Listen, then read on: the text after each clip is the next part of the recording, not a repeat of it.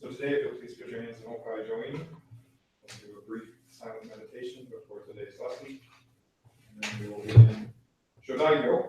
We've had 3 or 4 different Sundays of high holidays and visits from Sensei, and I thought that it would be nice to get back to this temple's core practice, which is Shoeizan, sitting in silent meditation, just the same as the Buddha did, and chanting Namu, Enkyoji, just the same as Nichiren and Shonin did. So if you'll please place your hands in Hokai Join, Cosmic Realm Mudra, sit in the front of your seat. Place your feet at a 90-degree angle with your thighs and shins at the 90 degrees. Pull your shoulders back, head as if it's floating up, waist as if it's sinking down, on the roof of the mouth.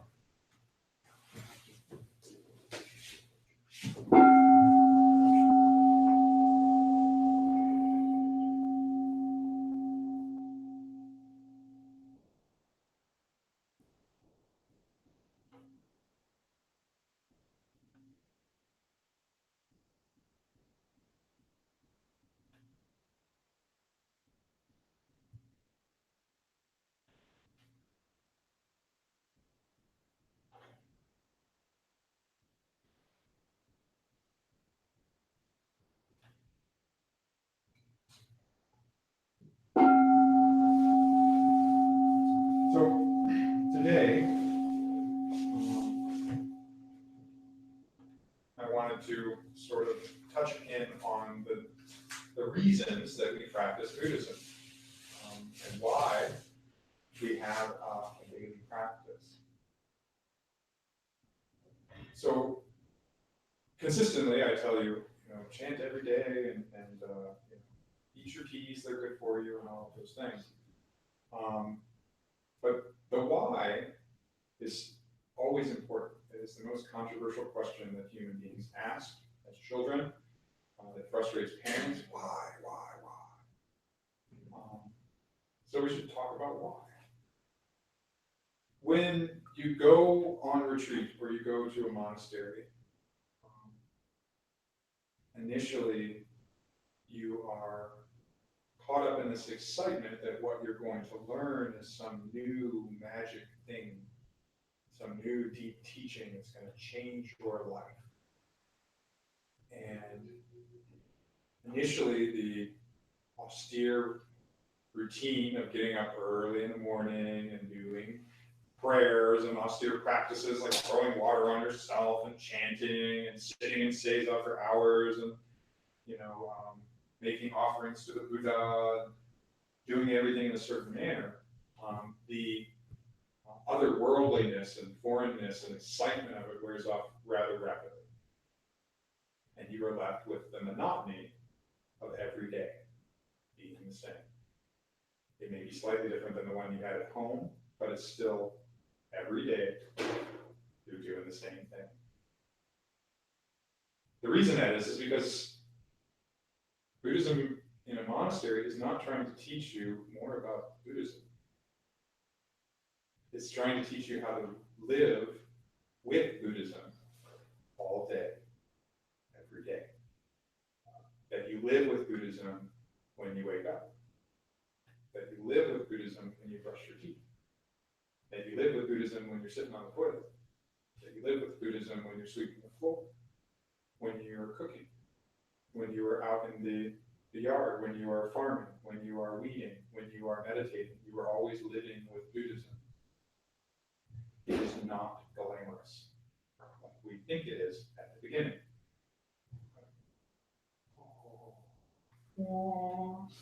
Not so much. The classic Zen saying is before enlightenment, haul water, chop wood. After enlightenment, haul water, chop wood. So this is all a nice esoteric concept, but how the hell do we put this into practice in our everyday life? And I think that this is where some of the kind of esoteric aspects of the various Buddhist traditions being very paradoxical, which means that they contradict, that it's all about gut instinct and stuff. It's like these are things that you have to come into understanding of yourself. But I can make it very simple. If you are already a Buddha, thing, there you go, gave it to you. Done. Right? But the only way you're going to maintain it is by constant effort, by living with it every day. And it's not living with it in a separate place, in a monastery, which is very easy, or here in this temple, where it's very easy to feel like, I'm so neat. But it's out there that we need to live with Buddhism. And that means that we have to live with life as it is. That means that we have to live with our negative side and other people's negative sides and these things, and understand that these things came into focus because of causes and conditions. What are my causes and conditions? One of the things that we've been talking about recently is that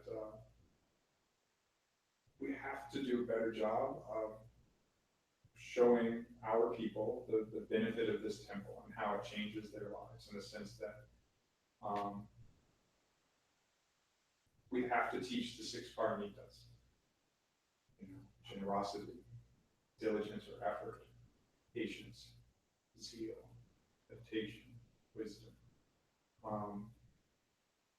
And we're doing this not for any other esoteric reason than to help people enjoy their everyday lives. Not enjoy in the sense that it's like, oh, every day is going to be sunny and awesome. But more in the sense that whatever the day is, it is sunny and awesome, as far as we're concerned. Even the hard days. It's the realization that more times than not, we should take responsibility and blame in all situations without pushing it off on anybody else. Because at the core, whether or not you want to believe it or not, we always want to push people away and say, that's not my fault. But in doing that, we're just reaffirming our false notion in itself that needs to be defended, needs to not take blame. What is the blame? What is that? It's nothing. It's a cause and effect that we attach an emotional significance to as to who could have been the origin of said cause and effect. But in actuality, it doesn't really matter. It's like the cause and effect have already happened. Doesn't matter who it is. So I'm learning now, slowly, that when in doubt, take responsibility and say, I'm sorry. I'm sorry. You know, I'll try to do better. You know, I'm not going to say, but I did everything I was supposed to do, so it's your fault. It's not me. You know, like I'm working my butt off over here. It's like, no, okay, you know what? I'm going to apologize. You know, and sometimes that gives people the space to be able to go, oh, no, it's not all you, it's just me too. It's like, which I realize too. It's like, it's not all them, it's me too. Like, it's not all their fault. You know, I'm responsible. And I'm okay with that because I know I'm not perfect. I'm kind of a screw up most of the time. But because I know that my motive is to help other beings first and foremost before myself, then I can also forgive myself with the notion that I'm a work in progress. That despite my eccentricities, like Samandavajra in the 28th chapter of the Lotus Sutra, it's okay. Because in the end, my 110% focus is on helping others achieve enlightenment, reach their highest potential. And as a result, they are helping me attain my highest potential. I couldn't grow if I didn't have all of these mirrors to see myself in. I just couldn't do it. And so living with Buddhism every day is that realization that every second of my life as a Buddhist is not the acquisition of things, of money, or fame, for myself, for my family. It's not even like getting more for my kids, for my wife, for my partner, for my job. My 110% focus as a Buddhist is on the Dharma. Which does not mean like I'm an evangelical crazy person, but it means that my 110% focus is actually on helping other beings achieve their highest potential. That it's my responsibility to do that. And I choose to do it. I get nothing from it. I choose to do it. I choose to be of service and of benefit to others. Because that's the way that we're all going to benefit. And if we all do that, that's what the Pure Land is. And so as a Buddhist, I am going to take the Buddha's example of compassionate action as a bodhisattva in helping people reach their highest natures, of thinking of only what Buddhas think of, which is how can I cause all sentient beings, all thinking and feelings to enter into the unsurpassed way and quickly become Buddhas. That's my own teacher that I'm trying to help. That's my own students. That's my father, that's my mother, that's the stranger on the street, that's the person coming out in traffic. You know, and it's also the realization that I have to take responsibility for the tone of my voice, for my actions, for all of these things, and how they will affect other people. And that's a big responsibility. But we're not doing it because we're going to get punished for being bad boys and girls, right? We're doing it because we love everyone. We feel this tremendous love and compassion and see that there's no real separation between us and them, me and you. There is no separation. And it's scary. It's really scary, this idea that I'm going to let go of this. But what is this? But for a few decisions, this could look completely different, act completely different, having been born in the same body, right? And it will continue to look different, act different, and be different over the course of my lifetime. I'm not the entity that came into existence initially, nor am I the entity that was initially here 10 years ago, or 3 years ago, or a second ago. I am merely a series of causes and conditions. I am not inherently defiled, nor am I inherently perfect. You know, We all possess the Buddha seed, the Buddha nature, the gem of enlightenment. But it takes effort to dust it off. And we have no one to blame but ourselves. Because in the end, like the Buddha said on his deathbed, you're alive unto yourself, you are your own salvation. So this week, remember that. Go out there and see the Buddha in every face, in every person. Realize, take ownership of your tone, take ownership of your reactions, look for opportunities to take the blame. Seriously, go out of your way at your job or whatever and take the blame. Something happens, don't push it off on someone else, even if you know it's their fault. Give them the space to take responsibility themselves and say, oh, you know what, my bad, I'll take care of that, that may be my fault. I don't know, you know what, it's totally my fault, I forgot to put the lid on that, my bad. Oh, really? Oh, well, no big deal, cool, no problem, right? And it gave them the space, it gave them the opportunity, and it also gave them the joy of being able to confess and to let it off their chest without freezing up and be like, no, my fault, your fault. So go out there and live with Buddhism this week. Be mindful. Realize that each moment you're in is the Pure Land. It doesn't matter whether you're washing dishes, going to the bathroom, driving your car. I'm not saying that those are all meditation, but what I am saying is that be in the moment. Be here now. This is everything in your universe, right here. Don't worry about what's going to come in an hour. Okay? Yes, plan for it, obviously, but don't dwell on it. Don't dwell on what happened an hour ago or 10 years ago. Remember it, but don't dwell. And practice every day. Right? We go to the gym, we lift weights. We go for a walk, we eat good food. What about your mind? What about your spirit? Right? Doing your Shoeizan is weightlifting for your brain and for your spirit. It's the way that you're getting the blood pumping. My chiropractor told me I need to just even if you just sway and get a nice big wide stance and you move your knees and you just move around in the morning, even if you're like a giant piece of kelp, make it up. So that just gets blood going and your system gets moving and your muscles get some blood. It's like 10 minutes, that's all you need, man, 10 minutes. And your whole system will run so much better the whole day. That's like Shoeizan. 10 minutes. That's all you need. And you are going to be running so much better spiritually, mentally, and physically all day long by taking that little time in the morning, your 10 minutes, doing your Shoeizan, what we're going to do today. And just go about your day after that. But just try to be nicer this week. A little nicer to everyone. A little bit more in control of our tone. I teach at high school, you teach at high school, we got to control our tone. Really easy to get someone back up, own it and take the blame this week.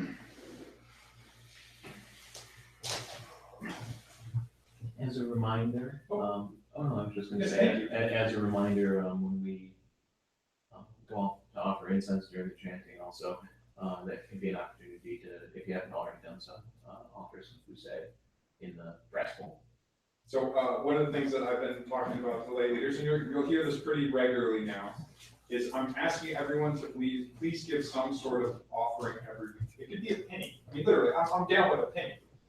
But it's not, they don't want your money like the Christian church, on Sundays, give till it hurts. But it teaches you gratitude. It's how you're showing the Buddha and yourself that when you came here, this is important to you. This is an important thing. A penny, a nickel. It's right now. I'll give an example. We have about $1,500 in the bank. We have about $650 a month rent, of which we make about $250 from the sword school. Right now, we don't have a yoga teacher, so we're floating about $400 a month rent, which is fine. The Buddha will provide a way. I have total faith in that. Everything's going to be cool. But what I do get concerned about is, does everyone remember that the Buddha talks about this is how we show our gratitude? What are the things that are important to us? We give to the Buddha, we give to the Dharma, we give to the temple. It doesn't have to be a lot. And like I said, I'd be happy with home. I'd be happy with every week. I don't care if you were living on the street. Like surely you could write on a piece of paper, like, I value the Dharma, I value the Buddha, I value the Sangha. Okay, good enough. You know, that's something.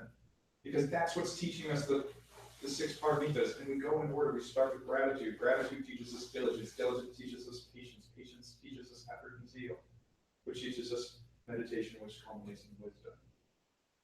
So that's why we're doing this. And it's to teach the next people. I know you guys are all faithful, but if the next people who come in this temple, and this is each generation that comes into this temple, will see, oh, these people value this enough that they left an offering. Every time I see them on Sunday, they leave an offering. Even if it's just some change, you know, literally like the change out of your pocket. I think about now, there are a few things I don't buy anymore. Little things, because I'm like, I want to make sure that I offer crusade in my temple. You know, it's important to me. So maybe I don't, you know, upsize my McDonald's.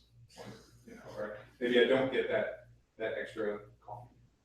You know, because I think, oh, you know, if I go every Sunday and I leave $2.50 at the end of a year's worth of Sundays, that's $120. That's my dues for the temple. That helps pay for everything. I can be a voting member. I can do all of it, and that's just $2.50 a Sunday. And then I remind myself, if I miss a Sunday, put in the $2.50 you were going to put in anyways.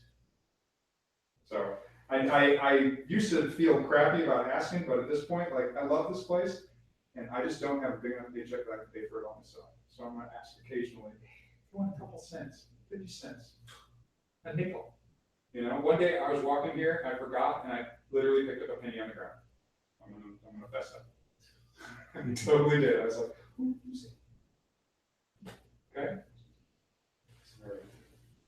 Oh, also before we begin, if you have a cell phone, please turn it on silent.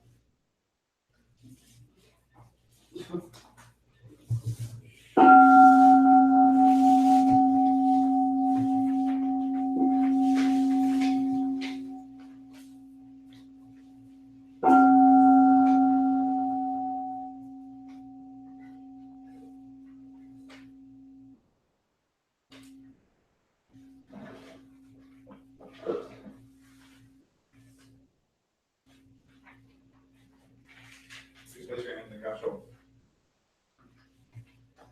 Dry high.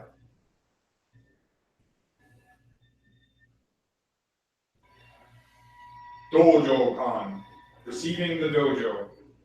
Know this place in which we find ourselves now is a dojo, a place of Buddhist training. All Buddhists come to this place and attain perfect enlightenment. All Buddhists come to this place and turn the wheel of the Dharma. All Buddhists come to this place and enter into Nirvana. Om Mom Santi, the three treasures. It is difficult to be born as a human being. I have now realized such a birth. To hear the teaching of the Buddha is difficult. I have now been able to hear it. I take refuge in the Buddha, Dharma, and Sangha.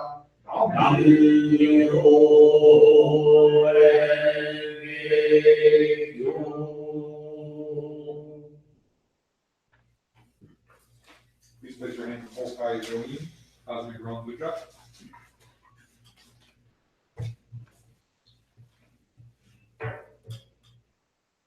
Doshinmyo, calming meditation. Silent meditation to center and calm the mind and body so that we may chant the Odai Moku.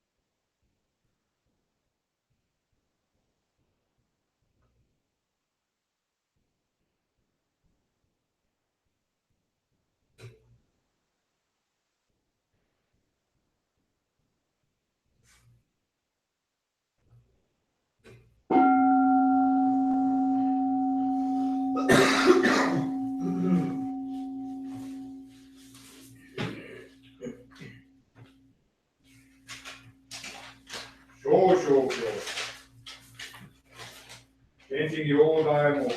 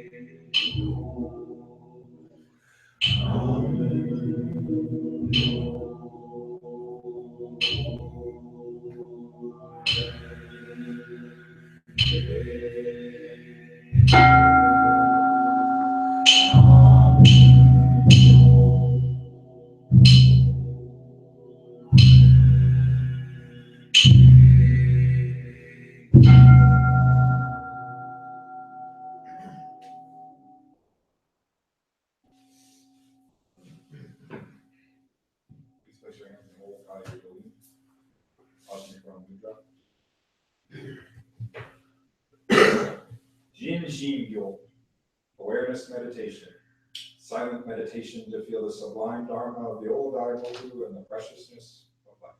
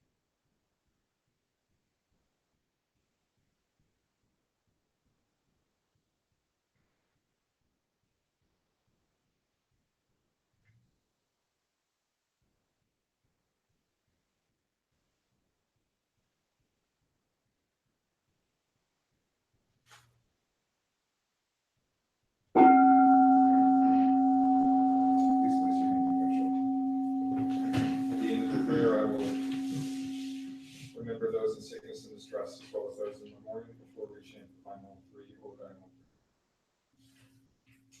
Echo, prayer. I respect you deeply. You will all be able to practice the way of bodhisattvas and become Buddhas. May the merits we have accumulated by this offering be distributed among all living beings, and may we and all other living beings attain the enlightenment of the Buddha. Today we remember those in sickness and distress.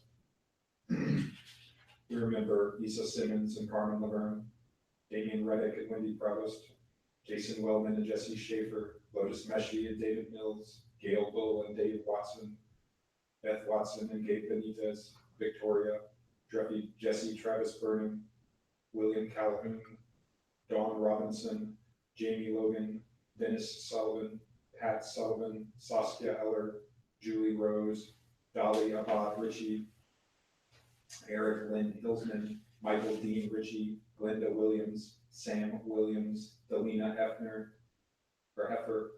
John A. Schoaf, Aunt Margie Benuski, Bill Maston, Uncle Martin, Rudy Callahan Day, Jessica and Kelly Guldani. We also remember those in memoriam. We remember Amy and Maria Valentin, Jean Knott, Julia Petrikowski, Cheryl Sissy Jones, Stella the dog, Maggie Herman, Ming Chi and Scoop the dogs, Elaine and Joe Winter, Jack Parker, Terry Paquin, Bill Mears, Sensei, Aunt Barbara, Kazuko Jordan, Cheryl Cushman, Patrick Scanlon, Don Robinson's husband, Mother Coleman, Phyllis Stevens, Robert Rose, Maurice Sprague, Jared Lovejoy, Brusa Pilatus, Rebecca Marsubian, Jake Marsubian, and Paula, as well as her family, her husband Jen and the Benuski family, Don Sankala, Maria, Katasha Spencer, and Peter Schenk. We also remember Shay Kroll. We also remember Clarence Paul Kroll and Augustus Kroll.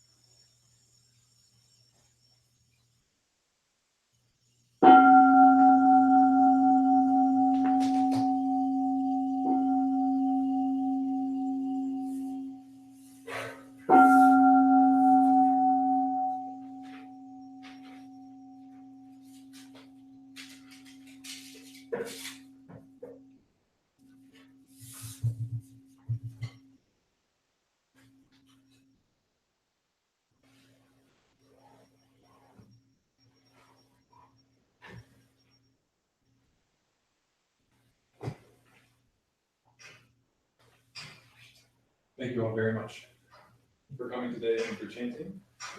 Let's quickly move the chairs. We'll take our picture. We'll set up for lunch. We will have a wonderful lunch. Today we have some pickled hokusai, which is Napa cabbage. We also have some Japanese pickles that are daikon radish, turnip, cucumber, and eggplant. And then we also have some kimchi, some baby bok choy kimchi, and brown rice. For those of you at home, thank you for joining us today very much.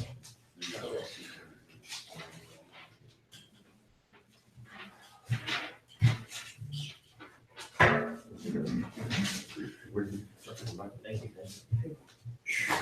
Kenny, with regard to the chairs, I just realized now, since the dojo space is where everybody has, martial arts.